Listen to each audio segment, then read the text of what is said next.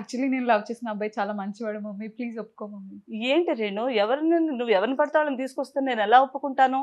అంటే మన ఇంటి ఆచారాలు పద్ధతులు ఏమి నీకు అక్కర్లేదా? మన ఇంటి పరువు పోవడం నీకు ఇష్టమా? అసలు ముందు అబ్బాయి ఎవరు, ఎక్కడి నుంచి, వాళ్ళ హిస్టరీ ఏంటి అనేది తెలుసుకోవద్దా? నువ్వు ఎలా తీసుకొస్తావు ఇంటికి? అంటే వెస్ట్ ఆఫ్రికా నుంచి వచ్చాడు, కానీ ఇక్కడ పద్ధతులన్నీ నేర్పించాను. నువ్వు ఎంత నేర్పించినా వెస్ట్ ఆఫ్రికా వద్దు ఏవద్దు, నేను చూసిన సంబంధం చేసుకో, నేను చెప్పిన వాడినే నువ్వు మెడలో తాళి కట్టించుకో. మమ్మీ అలా అంటే నేను చచ్చిపోతా. నేను ఊరుకోను రేణు. ఏమనుకుంటున్నావు నువ్వు? అసలు నాన్నగారికి తెలిస్తే ఎంత కోపం వస్తుంది అనుకుంటున్నావు? నీకు మళ్ళీ మళ్ళీ చెప్తున్నాను, నువ్వు కనుక ఇప్పుడు నా మాట వినకపోతే నువ్వు ఈ క్షణం నుంచే నేను నాన్నకి చెప్పి నేను ఇంట్లోంచి బయటకు పంపించేస్తా. నీ బతుకు నువ్వు బతుక్కోవాలి, ఇంకా చూసుకో. మరి నేను వెళ్ళిపోతా అంటే ఏం చేస్తావు? వెళ్ళిపోతే మరి ఊరుకుంటామా? చెప్పి నాన్న చేత బలవంతంగా తాళి కట్టిస్తా. ఏంటనుకుంటున్నావో? సరేమో. నాతో నువ్వు మంచితనంగా ఉన్నసేపు మంచితనంగా ఉంటావు. దెబ్బలాడేవా ఇంకా చూసుకో, ఇంట్లో పెద్ద పెద్ద గొడవలు అవుతాయి. నీకు దానికి ఇష్టమైతే. మమ్మీ డాడీకి ఇష్టమైనప్పుడు నీకెందుకు ఇష్టం లేదు? డాడీకి ఇష్టం లేదని నాకు చెప్పారు. నీ మాట కాదనలేక ఏదో అన్నారు, కానీ డాడీకి నాతో చెప్పారు నువ్వు దాన్ని ఎలా అయినా ఒప్పించని. ఈ ఇంట్లో బాధ్యత నేను తీసుకున్నాను. నీ మంచి చెడ్డలన్నీ చూడాల్సిన బాధ్యత నా మీద ఉంది. సరే, చెప్పింది వినడం నేర్చుకో ఫస్ట్. అమ్మో, చెప్పింది విండో నేర్చుకో ఫస్ట్. అదే సీన్ ఇంకా చాలా స్ట్రాంగ్ గా ఉంటుంది. ప్యాటర్న్ కూడా ఒకటి ఇస్తాను అనుకోండి, ఆ సీన్ కి తగ్గట్టు. ఏదో నేను చేసుకుంటానంటే ఏంటే మాట్లాడుతాను పట్టారు, అలా ఏదో ఒక సీన్ క్రియేట్ చేసుకుంటాను. కొంచెం డిస్టెన్స్ ఎక్కువ ఉంది కాబట్టి పట్టలేకపోయారు. అయ్యో, చెప్పింది విండో నేర్చుకో ఫస్ట్ అంట. అమ్మో, మీరు కంటిన్యూస్ మూడ్ లో ఉన్నారండి. ఎక్కడ నేను డిస్టర్బ్ చేస్తానా మిమ్మల్ని అన్ప్రొఫెషనల్ గా అని ఫీల్ అయ్యారు. కూడా అలాగే ఒక డాటర్ గా బాగా జీవించేశారు. మీరు యాక్ట్ చేశారా ఏంటి కంపెనీసి? ట్రై మీ నుంచి నేర్చుకోవాలనుకుంటున్నాను. లేదు, మీరు ఇంతకుముందు ఏదో సీరియల్లో చేసి వచ్చారు, లేదా మూవీలో అయినా చేసి ఉంటారు.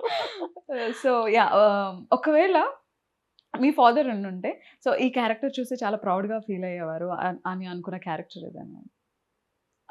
అదే ఫాదర్ చూస్తుంటే ప్రతిదీ నేను ఏం చేసినా ఆయనకు నచ్చుతుంది. అంటే నేను జెన్యున్ నేను చేస్తాను, ఆర్టిఫిషియల్ గా చేయను అని ఆయన ఉద్దేశం. అసలు హ్యాపీగా ఫీల్ అవుతాను. నేను ఒక డ్రైవింగ్ చేసినా, నాకు డ్రైవింగ్ వచ్చు, నేను డ్రైవింగ్ చేసిన ప్రతిదీ నేర్చుకున్నది ఆయనకి నేను థ్రిల్లింగ్ గా చూపించాలని చిన్నప్పటి నుంచి ఉండేదన్నమాట. చేసే చిన్న చిన్న పనులు కూడా చాలా చాలా హ్యాపీగా ఫీల్ అవుతారు, మురిసిపోయేవారు. అది చాలా హ్యాపీగా ఫీల్ అవుతారు. ఇప్పుడు మా మదర్ అదే అంటుంటారు, నాన్న ఉంటే నిన్ను ఎంత బాగా చూసుకునేవారు, అసలు నిన్ను వదిలేవారు కదా, నీ వెనకాలే ఉండేవారు. ఇంకా ఏదో సెక్యూరిటీ వాళ్ళు గార్డెన్స్ ఉంటారు కదా, వాళ్ళలాగా ఉండేవారు, నిన్ను వదిలేవారు కాదు. మా సిస్టర్ కూడా చాలా హ్యాపీగా ఫీల్ అవుతుంది. ఓకే, నీకంటూ ఒక స్టేజ్ ఏర్పరచుకున్నావు, నీకు ఒక ఇమేజ్ ఉంది. ఇప్పుడు నువ్వు పద్మ అంటే పద్మ కాదు, నీ వెనకాల ఒక మంచి ఆర్టిస్ట్ అనే నేమ్ తెచ్చుకున్నావు. ఐఎమ్ ప్రౌడ్ ఆఫ్ యూ అని చాలా సిస్టర్ చాలా సార్లు చెప్తూ ఉంటారు. బేసిక్ గా ఏ ఏజ్ లో అనిపించిందండి యాక్ట్ చేస్తే బాగుంటుంది? నాకు ఎర్లీ ఏజ్ లో మ్యారేజ్ అయిపోయిందండి. తర్వాత నేను మ్యారేజ్ తర్వాత చేద్దాము అనే టైంలో మా వారికి ఇష్టం లేదు అసలు. నేను చేస్తానంటే వద్దు, ఈ టైమింగ్స్ అది నీకు సెట్ అవ్వదు, అండ్ పిల్లలు కూడా వెంటనే పిల్లలు బోర్న్ అనమాట. సో వాళ్ళని మిస్ అయిపోతావు, వాళ్ళ కెరీరు. అండ్ మా మదర్ ఫాదర్ చూసుకున్నా కూడా నువ్వు ఆ లైఫ్ని మళ్ళీ మిస్ అవుతావు వద్దు అంటే, ఇంకా నేను చాలా డిసప్పాయింట్గా ఫీల్ అయ్యాను. అయ్యో, ఇక్కడ కూడా ఇప్పుడు కూడా మా నాన్న తర్వాత ఈయన ఒకరు ఉంటారు వద్దునని చాలా హ్యాపీ, అంటే చాలా ఫీల్ అయ్యాను. తర్వాత మా ఫాదర్ ఇలా బాగా సపోర్ట్ చేశారు. మా ఫాదర్ ఇలా చేయని, తనకి ఇంట్రెస్ట్ ఉంటే, ఇప్పుడు కొంతమందికి ఒక్కొక్క దాంట్లో ఒక టాలెంట్ ఉంటుంది, నువ్వు ఆ టాలెంట్ని ఎందుకు తొక్కేస్తావు, హ్యాపీగా వర్క్ చేసుకొని మనం ఉన్నాం కదా అని. ఆయన కూడా చాలా, మా మదర్ ఇల్లా అనుకోకుండా ఒక సపోర్ట్ వచ్చింది కదా, అలా వీళ్ళంతా సపోర్ట్ చేస్తారని నేను ఎక్స్పెక్ట్ చేయలేదు, అన్ఎక్స్పెక్టెడ్. ఇంకా దాంతో మా వారు కూడా సరే చెయ్యి, ఇంకా మా అమ్మ నాన్న కూడా చెప్తున్నారు కదా చెయ్యి సరే, బట్ జాగ్రత్తగా ఉండు, ఏదైనా ప్రాబ్లం వచ్చినా వెంటనే కాల్ చేయాలి. దేవుడు వల్ల నాకు ఎటువంటి ప్రాబ్లమ్స్ రాలేదండి. అంటే పిలిచిన టైంకి కూర్చోబెట్టి రాత్రి వరకు కూర్చోబెట్టి చేయడం కానీ, లేదంటే అస్తమాట్లు తిప్పించుకోవడము. ఇప్పుడు ఉంటారు కొంతమంది ఆర్టిస్టులతో ఏంటంటే పొద్దునే వచ్చేసేయండి అని అంటారు. వాళ్ళతోటి వితౌట్ ఇన్ఫర్మేషన్ నైట్ దాకా అలా కూర్చోబెడతారు. ఉందా లేదా సీను అని ఏమి చెప్పరు.